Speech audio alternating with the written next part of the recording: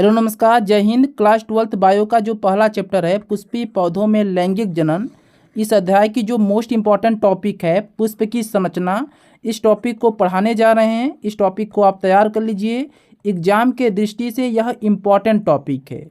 यहाँ से चित्र संबंधी प्रश्न भी पूछे जाते हैं। अगर आप इस वीडियो को पूरा देख लेते हैं तो यह जो टॉपिक है चित्र के साथ 100% तैयार हो जाएगा। एग्जाम में कोई भी प्रश्न इस टॉपिक से पूछा जाएगा तो आप आसानी से हल कर पाएंगे। चलिए शुरू करते हैं। पुष्प की संरचना। जो पुष्प होता है ये पेड़ पौधों का जनन अंग होता है। नोट कर लीजिए, पेड़ पौधों का जो जनन अंग होता है उसे पुष्प कहा जाता है। पुष्प जो आवृत बीजी पौधे होते हैं, जैसे अमरूद हो गया, अमरूद क्या है? आवृत बीजी पौधा है। सरसों हो गया, बरगद हो गया, ये जो पौधे हैं इन पौधों को आवृत बीजी पौधे कहते हैं। आवृत बीजी पौधे किसे कहा जाता है? आवृत बीजी पौधे उसे कहते हैं जिनमें पुष्प लगता है। जिनमें क्या लगता है? पुष्प लगता है, फल लगता है और फल के अंदर बीज होता है। फल के अंदर क्या होता है? बीज होता है। उसे आवृत बीजी पौधे कहते हैं। जैसे सरसों हो गया, गुड़हल हो गया, नीम हो गया, अमरूद हो गया। और जो आवृत बीजी पौधे होते हैं उनका जो जनन अंग होता है, उनका जो जनन अंग होता है उसे क्या कहते हैं? पुष्प कहते हैं। यानी कि पुष्प क्या होता है? आवृत बीजी पौधों का जनन अंग होता है। अब बात करते हैं पुष्प की संरचना। तो ये है पुष्प की संरचना। बोर्ड एग्जाम में कौन सा चित्र बनाना है पहले आप उसे देख लीजिए। बोर्ड एग्जाम में कहीं भी चित्र बनाने के लिए आएगा तो आपको इस डायग्राम को तैयार करना, इस चित्र को तैयार कर लेना। इसका आप स्क्रीनशॉट लीजिए। पहले आप इस टॉपिक को समझ लीजिए, फिर हम आपको बताएंगे कि कैसे आपको चित्र बनाना है। कोई भी डाउट नहीं बचेगा। तो जो पेड़ पौधे होते हैं उन पेड़ पौधों की जो पुष्प की संरचना होती है कुछ इस प्रकार की संरचना होती है। पुष्प की संरचना इस प्रकार की होती है। पेड़ पौधों में जो पुष्प लगते हैं उन पुष्पों में 4 चक्र पाए जाते हैं। पुष्प की संरचना में 4 चक्र पाए जाते हैं। पहला होता है बाह्य दल पुंज, दूसरा होता है दल पुंज, तीसरा होता है पुमंग, चौथा होता है जायांग। जो आपका बाह्य दल पुंज और दल पुंज होता है इसे सहायक चक्र कहते हैं। अगर आपके एग्जाम में पूछा जाए कि पुष्प का सहायक चक्र किसे कहते हैं तो आपका उत्तर होगा जो बाह्य दल पुंज है और जो दल पुंज है इन दोनों को पुष्प का सहायक चक्र कहा जाता है, क्योंकि ये पुष्प को सुरक्षा प्रदान करते हैं। पुष्प को सुरक्षा प्रदान करते हैं। और जो पुष्प का चक्र है पुमंग और जायांग, इन्हें आवश्यक चक्र कहते हैं। इन्हें क्या कहते हैं? इन्हें आवश्यक चक्र कहते हैं, क्योंकि ये लैंगिक जनन में भाग लेते हैं। नोट कर लेंगे, ये किस में भाग लेते हैं? लैंगिक जनन में। ये लैंगिक जनन में भाग लेते हैं, इसलिए इन्हें आवश्यक चक्र कहते हैं। तो मेरा पहला सवाल आपसे है कि पुष्प के किस भाग को आवश्यक चक्र कहते हैं? पुष्प के किस चक्र को या किस भाग को आवश्यक चक्र कहते हैं? तो आप कहेंगे कि पुमंग और जायांग को आवश्यक चक्र कहा जाता है, क्योंकि ये लैंगिक जनन में भाग लेते हैं। तो आप पढ़ लीजिए, डिटेल में पढ़ लीजिए। बाह्य दलपुंज तथा दलपुंज सहायक चक्र कहलाते हैं, जबकि जो पुमंग होता है और जो जायांग होता है इसे आवश्यक चक्र कहते हैं, क्योंकि ये लैंगिक जनन में सहायक होते हैं। अब बात करते हैं थोड़ा और डिटेल में। आप इस संरचना को समझिए। ये जो पुष्प की संरचना है इसे 4 चक्र में बांटा गया है। कितने चक्र में बांटा गया है? 4 चक्र में बांटा गया है। तो आप नोट करेंगे, पहला क्या है? बाह्य दल। तो बाह्य दल के बारे में आप समझ लीजिए। बाह्य दल पुंज, पहला चक्र क्या है? बाह्य दल पुंज। तो जो बाह्य दल पुंज होता है ये सामान्यतः हरे रंग का होता है। इसका काम क्या होता है? पुष्प को सुरक्षा प्रदान करना। और जो बाह्य दल पुंज होता है इसकी एक इकाई को बाह्य दल कहते हैं।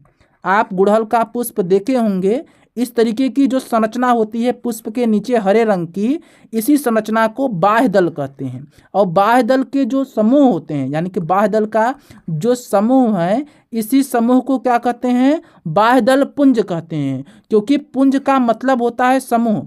पुंज का मतलब क्या होता है? समूह। यानी कि अगर आपसे कोई प्रश्न पूछे कि बताओ बाह्य दल पुंज किसे कहते हैं, अगर कोई आपसे मान लीजिए प्रश्न पूछता है कि बताओ मुझे बाह्य दल पुंज किसे कहते हैं, तो आपका जवाब आएगा कि जो बाह्य दल का समूह होता है उसे बाह्य दल पुंज कहते हैं। समझ में आ गया? जो हरे रंग का होता है, जो पुष्प को सुरक्षा प्रदान करता है। और दलपुंज किसे कहते हैं? दलपुंज किसका सहायक चक्र है? दलपुंज पुष्प का सहायक चक्र है। अरे भाई देखो ना, यहाँ पर आप देखो, पुष्प के 4 चक्र होते हैं। पहला क्या? बाह्य दलपुंज, दूसरा दलपुंज। तो बाह्य दलपुंज के बारे में मैंने बताया। बाह्य दलपुंज की जो इकाई होती है उसे बाह्य दल कहते हैं, जो कि हरे रंग की होती है। यानी कि बाह्य दल का जो समूह होता है उसे बाह्य दल पुंज कहते हैं। अब बात कर लेते हैं दलपुंज। तो दलपुंज में क्या आती है? पंखुड़ी आती है, जिसे दल कहते हैं। पंखुड़ी को विज्ञान की भाषा में दल कहते हैं। यानी कि दो दल का समूह है, दल का जो समूह है उसे दलपुंज कहते हैं। तो आप नोट करेंगे जो दलपुंज होता है ये किससे मिलकर बना होता है? किसके समूह को कहते हैं? दल के समूह को। नोट कर लेंगे, दल के समूह को। किसके समूह को? दल के समूह को, जो कि रंग बिरंगी होती है। दल कैसे होते हैं? रंग बिरंगे होते हैं। ठीक है। पुष्प को आकर्षण प्रदान करते हैं, पुष्प की सुंदरता को बढ़ाते हैं, कीड़े मकोड़े को आकर्षित करते हैं। ये हो गया दलपुंज। अब पुष्प का जो तीसरा भाग है उसे आपको समझना पड़ेगा। उससे पहले थोड़ा आप इस डायग्राम को समझ लीजिए। ये जो आपको समझना है, क्योंकि यही इम्पॉर्टेंट है। समझिएगा ध्यानपूर्वक कि ये आपका जो हरे रंग की संरचना हो गई, ये आपका क्या हो गया? बाह्य दल हो गया। क्या हो गया? बाह्य दल हो गया। ये हरे रंग की संरचना, ये बाह्य दल हो गया। जो ये पंखुड़ियाँ हो गई, इन्हें क्या कहते हैं? दल कहते हैं। और आप मुझे बताइए, दल के समूह को क्या कहते हैं? दलपुंज कहते हैं। बाह्य दल जो होता है, बाह्य दल के समूह को क्या कहते हैं? बाह्य दल पुंज कहते हैं। ये दोनों क्लियर हो गया। पुमंग क्या होता है? पुमंग होता है पुष्प का नर भाग, पुष्प का नर भाग। जायांग क्या होता है? पुष्प का मादा भाग, यानी कि स्त्री भाग। आपको समझ में आ गया? यानी कि पुमंग को पुंकेसर, पुमंग के अंतर्गत क्या आता है? पुंकेसर आता है। और जायांग के अंतर्गत स्त्री केसर आता है, स्त्री केसर आता है। आया समझ में आपको? पुमंग के अंतर्गत पुंकेसर जो कि नर भाग को दर्शाता है, और जायांग के अंतर्गत स्त्री केसर आता है जो पुष्प के मादा भाग को दर्शाता है। ये किसको दर्शाता है? पुष्प के मादा भाग को, स्त्री केसर यानी कि जायांग। नोट कर लिया आपने? अब देखेंगे ध्यानपूर्वक कि ये जो पुष्प है, ये जो पुष्प है, पुष्प का ये जो भाग है, ये जो भाग है, ये पूरा के पूरा क्या है? ये पुष्प का पूरा जायांग है। यहाँ पर देखिए, ये जो भाग है, ये वाला भाग, ये पुष्प का क्या है? जायांग है। और ये जो पुष्प का है, ये पुष्प का पुमंग भाग है। पुमंग मतलब ये नर भाग, जायांग मतलब ये मादा भाग, स्त्री केसर मादा भाग। तो नोट करेंगे आप, ध्यानपूर्वक आप नोट कर लीजिए ताकि कोई दिक्कत ना हो।